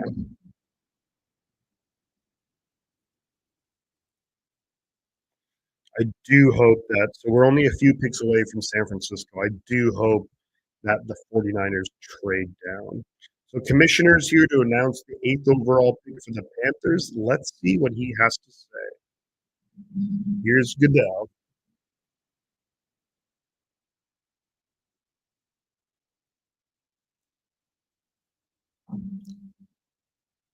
Tetaroa McMillan, the wide receiver out of Arizona. And look, I don't fault, I do not fault the Panthers for going this direction because they want to put Bryce Young in the best situation possible. They want to be able to give him weapons. They drafted Xavier Legette, who, he's had his up and downs. Pat McMillan. But you potentially right here, you get you get a number one wide receiver for Bryce Young. And that's something that every quarterback needs. A guy where it's like the play is breaking down. I have a guy here that I can throw the ball to. Not only that, but Tedder McMillan runs faster than you think. Ran at his pro day. I think he was a 4.49, 4.5 at his pro day. I think he's faster than people think. His route running is good, maybe not elite, but it's good. But he's the guy where you see one on one, the pocket's breaking down, you throw it to him, you give him a chance, like a Mike Evans, and he can make things happen.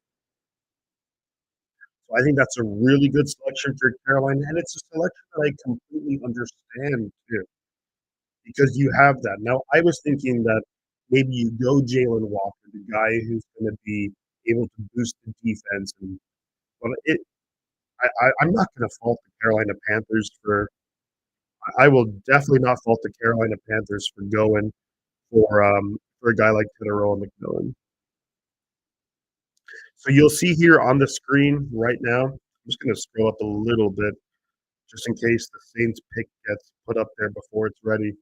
But you'll see here. So if we do a little recap, and I have the recap going on the scrolling, but Cam Ward, the Jaguars trade up and get Travis Hunter, number two, Abdul Carter, Will Campbell.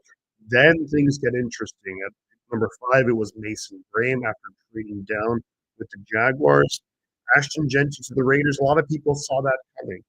I was thinking they might go an offensive lineman. They go Ashton Jeanty. I understand the pick. Armand Membu to the Jets. They shore up the offensive line. And then Tedero McMillan, the wide receiver out of Arizona. You give Bryce Young what you hope and expect to be wide receiver number one.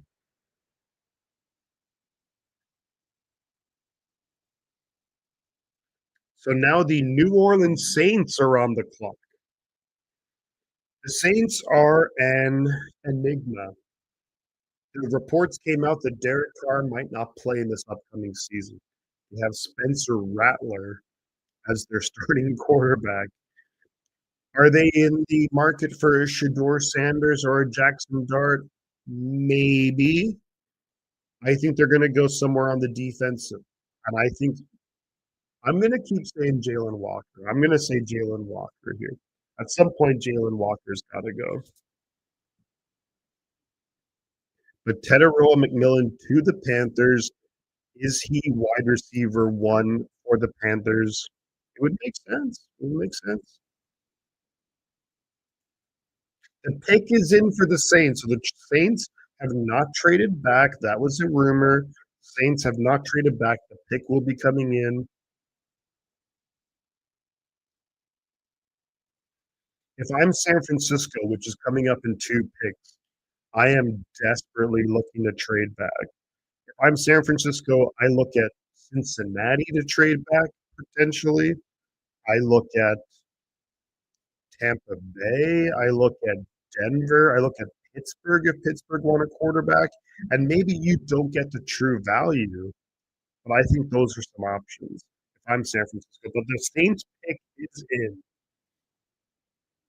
We're going to wait and see what happens with the Saints pick as it comes in. So far, I am 4 out of 8. I've missed in the last four. Where do the Saints go here? Hmm. Hot diggity dog. Jay in the Bay. What is up, my man? So good to see you, buddy. I'm good, Jay. I'm good, man. It's I don't know. I've been off the content creating scene for the last kind of like the last 5, 6 months. But with the draft, I had nothing else going on. I was like, let me go live. Let me do my thing. It's great to see you, Jay. And if anyone can go and click on Jay's channel, subscribe to him, and Jay is such a good dude. Um, but with the Saints now, and let's see what Ben says. Teams just don't want to trade up. Not sure the 49ers can trade back even if they want to. I think if the Niners are going to trade back, okay, so Saints pick. I'm going to say Tyler Warren. Tyler Warren is my pick. I'm locking it in. Draft. Warren Saints select. Kelvin Banks Jr., the offensive tackle out of Texas. So I got that wrong again. Good Lord. Don't ever listen to me when it comes to the draft, folks. So Kelvin Banks goes to the Saints at pick number 9. Wow, I did not see that coming. But here's the good news if you're San Francisco. There's a lot of good defensive players. And the Niners, we need to improve our defense. Football is back, baby. It's always a good time. But I think Ben, you have a good point. Teams just don't want to trade. But here's the thing: if you're San Francisco, because I think a team like the Cincinnati Bengals, I believe they are going to want to trade up and get an impact defensive guy. Maybe it's a Jalen Walker, maybe it's a Shamar Stewart, Michael Williams, Mike Green. And maybe we don't get the typical value that you would expect from a trade going back from 11 to 17. But let's say if the Bengals offer me, so we're at pick 11. If the Bengals say pick 17, and let's say pick 81, which is their third round pick, and maybe next year they do like a fifth round pick. When you look at like the Jimmy Johnson draft value chart, we would be losing out. But I would actually honestly be 100% okay with Kelvin Banks to the New Orleans Saints. So the New Orleans Saints are going to have Kelvin Banks on the left side, Talise Fuaga on the right side. They did also give the 5th-year extension to Trevor Penning. They have Eric McCoy at center. So the Saints have a really good offensive line in the making, but I mean, nobody back there to throw the freaking football. I don't think anybody trusts Spencer Rattler, and Derek Carr may not even play this coming season. The Bears pick is in at number 10. Bears pick is in. So the 49ers are officially on the clock, ladies and gentlemen. The Bears pick is in. Where do the Bears go here?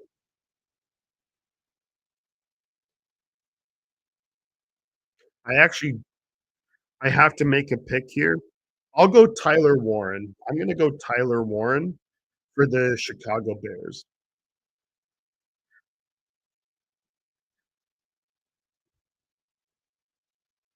I will say Tyler Warren. I think Ben Johnson, his running back, Ashton Genty, who he would have liked, is gone. But I think Tyler Warren is the guy. They have DJ Moore. They have Roma Dunze. They have Cole Kmet.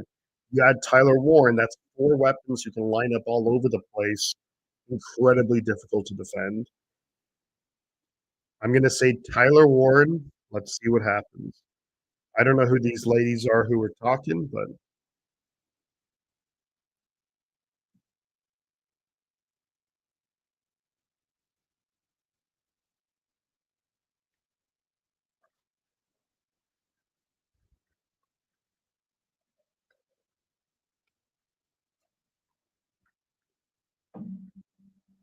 May 14th is going to be the release of the NFL schedule, May 14th. So we're talking about 3 weeks from today that they will release the entire 2025 schedule.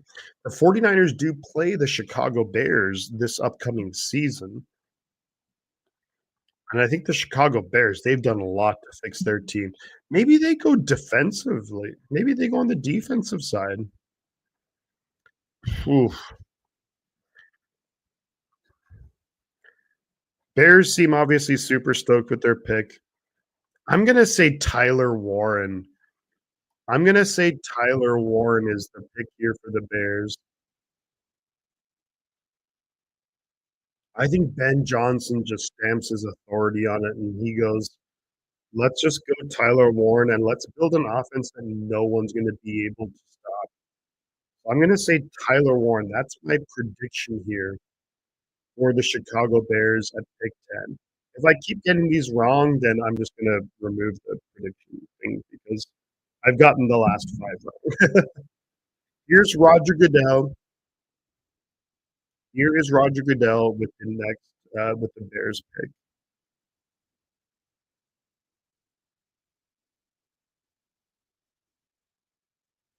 Randy McMichael, Steve McMichael, sorry, not Randy. Steve.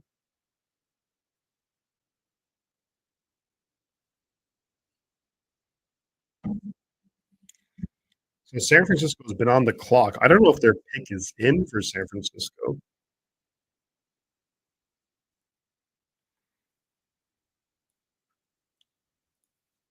Steve McMichael, one of the monsters of the Midway.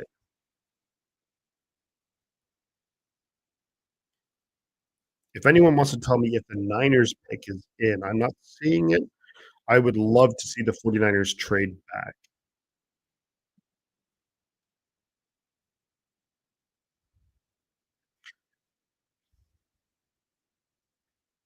And Walter Payton.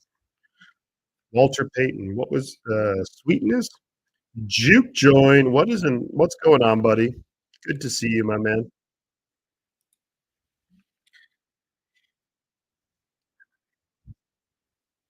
Yeah, Sweetness. Yeah, that was his nickname. Number 34, iconic. Man, so I only wear 49ers jerseys, but a 34 Peyton jersey is pretty nice. The Bears select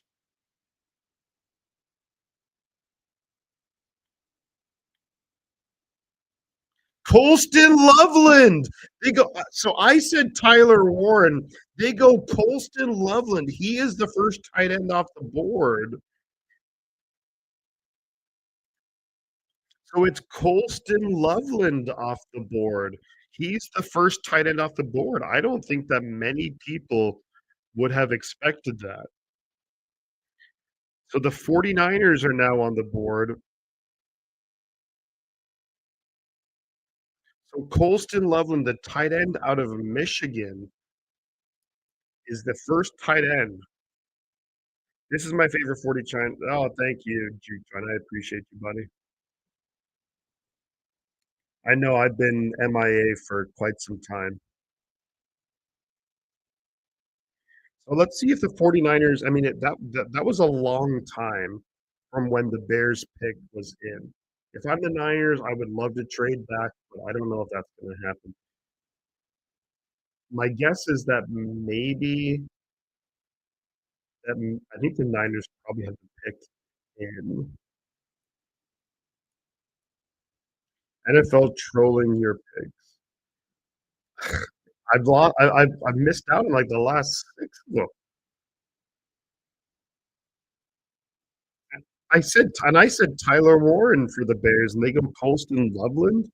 Look, I mean that might be the right pick, but I felt like Tyler Warren was like the more consensus number one tight end. Like I I had the rationale. I was like, maybe you build an offense that but with the two tight ends, you have Roma Dunze, DJ Moore.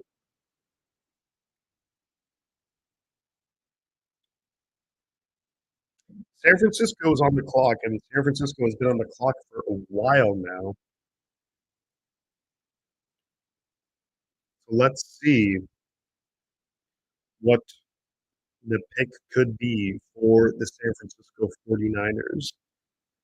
I don't know. I'm assuming the pick is in at this point because I haven't seen on the ticker.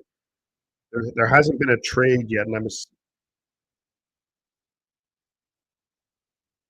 I think that the Packers fans will probably boo San Francisco because we've knocked them out of the playoffs so many times.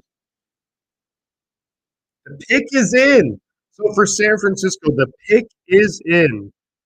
The pick is in for San Francisco. I think that the 49ers probably wanted to trade back, but the pick is in. Where are we at, Nick? We are at pick 11. It is the 49ers pick now. The pick is in.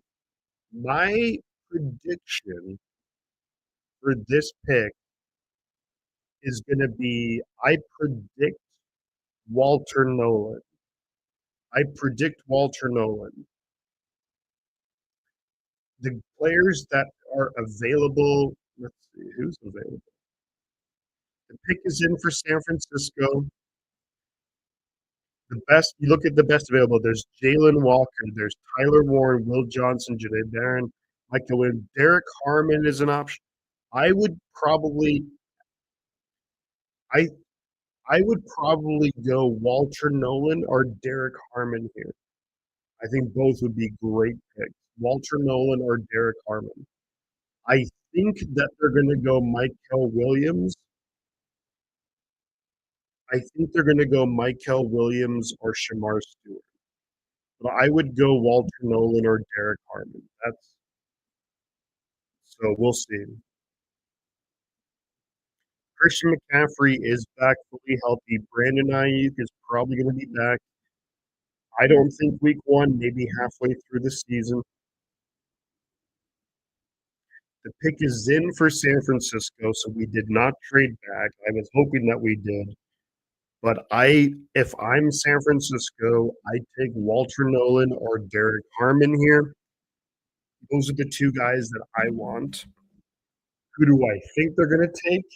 I think they're gonna take Jalen Walker, maybe Michael Williams, maybe Shamar Stewart, but I hope that, I hope we take Walter Nolan or Derek Harmon.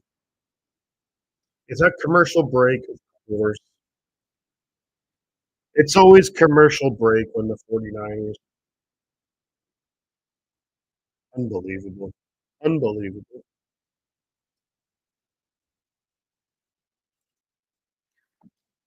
Outside chance the Niners take Janae Barron, but I think it's gonna be either I if I had to predict who I think it's gonna be Jalen Walker, Michael Williams, Shamar Stewart. Who I want it to be is Walter Nolan or Derek.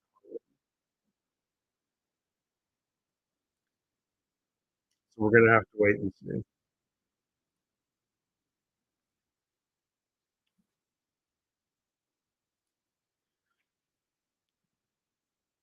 Yeah, I mean, I see. I like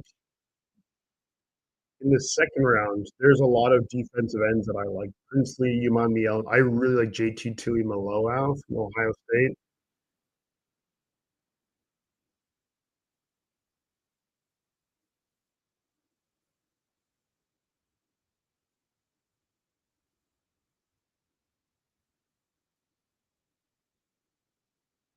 So the Niners pick is about to has to be about to be announced. The Niners could shock the world. Everyone looks super stoked. I can see Kyle Shanahan is on the phone. I think it's going to be Walter Nolan. Well, I want it to be Walter Nolan or Derek Harmon.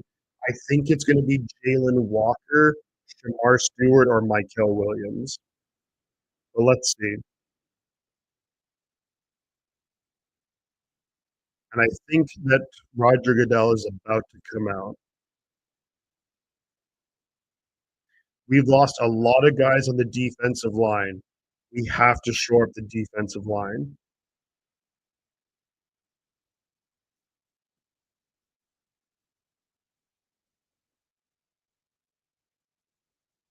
The Green Bay fans don't like the 49ers. We've knocked them out of so many playoffs.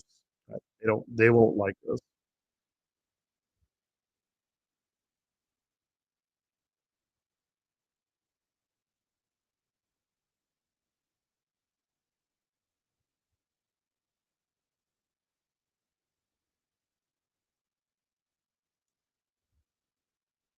So this U.S. Marine announcing the pick.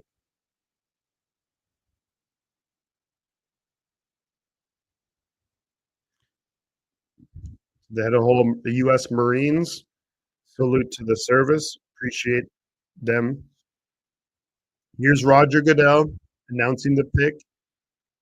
I hope it's Walter Nolan or Derek Harmon. Let's see who the pick is. Roger Goodell is about to announce it. Here we go.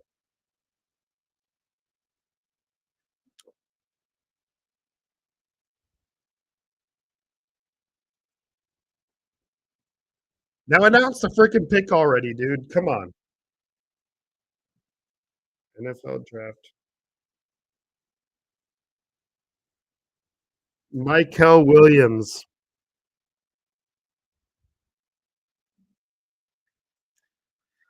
So the 49ers select Michael Williams.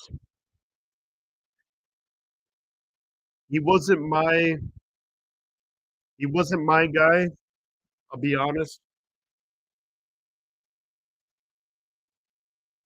He wasn't my guy, Michael Williams. Look, I'm not gonna hate on the pick. I'm gonna be open minded. Um, he wasn't my guy. But here's the deal: we needed someone opposite of Nick Bosa. So you have Michael Williams and the Niners. You're obviously hoping that he can be someone that Robert Sala, that Chris Kosera can develop. Practicing with a guy like Nick Bosa, you're ideally getting an elite guy opposite of Nick Bosa. He's the best available DE right now.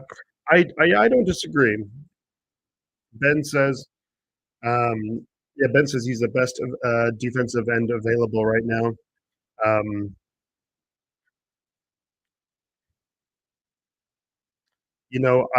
I'm curious. I think that the 49ers, we need help on the defensive line, and now you add a guy like Michael Williams, but you are hoping and expecting at 11 overall that this guy can be a dominant guy at the edge position. And do I think he's going to be that guy? I hope so. I don't know if he is going to be that guy, but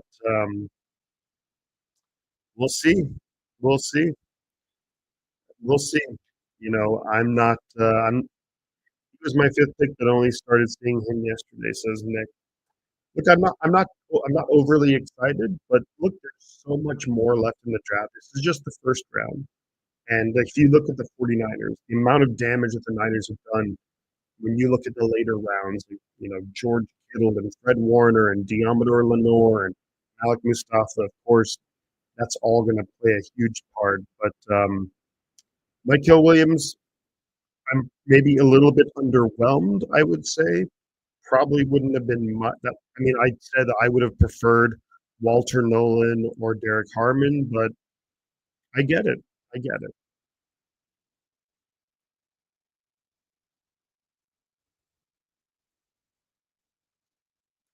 Tyler Booker goes to the Dallas Cowboys. So they're going to afford it. I mean, look, who was it? It wasn't Nick Martin. Was it Nick Martin? Who was the guy who retired for the Dallas Cowboys? An offensive lineman retired for the Dallas Cowboys, longtime offensive lineman. So they replaced him with Tyler Booker. Oof, Tyler Booker, Tyler Guyton, Tyler Booker. 49ers would take Michael Williams. Hmm. Yeah, I'm curious to see Michael Williams. My hopes and expectations are high for Michael Williams. You take him at 11 overall, you better be darn good.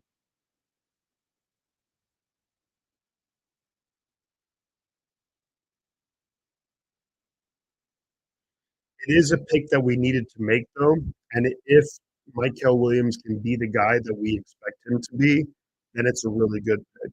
I think that there is a lot of depth in the draft at defensive tackles, so you can fill that position later on, and Michael Williams could potentially be a guy, a game-changing guy. We do have 10 more picks, yeah. So this is just the first round. There's obviously a long way to go, but clearly the 49ers feel good about it. They feel comfortable, and it's something that John Lynch had said um, in his pre-draft press conference, where he said, "Look, being able to set the edge, stop the run, and then we can, and be able to rush the passer too. But to be able to stop the run, set the edge, that's such a big thing. And I think when he said that, that kind of tipped a lot of people off onto Michael Williams. So what I'll do here is let me pull this up. You guys can see this on the screen, but I'll read this out. So the pre-draft analysis. Williams is a powerful pass rusher with the length to get into blockers and the strength to push them aside. His hands are active and he mixes in effective inside moves. He frequently rushes between the tackles where his length, active hands, and quickness challenges interior offensive linemen. Williams sets the edge defending the run and makes quick work of tight ends. So that's a huge thing, and that's exactly what John Lynch said. And the Niners were so bad against the run. Michael Williams, he helps that. He has room on his frame to bulk up, but he is strong and fights to anchor when getting double teamed. He showed great toughness playing most of the 2024 season with an ankle injury that hobbled him on tape and forced him to miss 2 games. Post draft analysis. As soon as the Niners hired Robert Saleh as defense coordinator, it became obvious that the defensive line would be a round one target. especially true once all three top offensive tackles came off the board in the first 9 picks. Williams has an elite ceiling, but has to get healthy, which that's a red flag. If he can do that, he's tailor-made to play as a 4-3 defenseman opposite Nick Bosa and even align at times at defensive tackle with former second-round pick not developing into star Williams will see the storyline. There we go. There we go. There we freaking go. Well, Michael Williams is a Niner, and if he can develop into I think he needs to be, and I think he will be a day one starter. I think there's a lot of options for the Niners at defensive tackle moving forward in day 2 and day 3. But yeah, guys, I know my stream here says I'm going to be doing the whole first round. I just I'm actually I would have preferred a Walter Nolan or a Derek Harmon, but it's not because of the pick. It's just 2:30 in the morning and I'm exhausted. So I just want to say thank you for everyone for, during this stream. I've been live for 2 hours. So many great other people streaming the draft right now, but I am going to log off.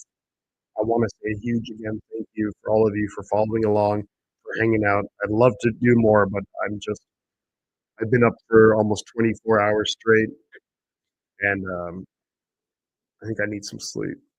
And I don't expect the Niners to do anything else today.